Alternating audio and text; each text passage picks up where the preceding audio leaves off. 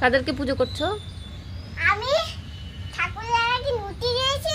রুটি দিয়েছিস? হ্যাঁ, ঠাকুরদারা রুটি খায়, পোষা খায় না। তারপরে রুটি সবাই কোথায় রুটি দেখি তো? এই যে। আমি দেখছি তো কখন থেকে তুমি এগুলো করছো। তারপরে আমি লুকিয়ে লুকিয়ে দেখছিলাম যে মেয়ে কি করে আমার। তারপরে আমি পুজো করছিলাম। পুজো করছিলে? এই রুটিগুলো কোথা থেকে নিয়েছো তুমি? তোমার দোয়ারে। আমার ডয়ারের থেকে? রুটি কি ডয়ারে থাকে?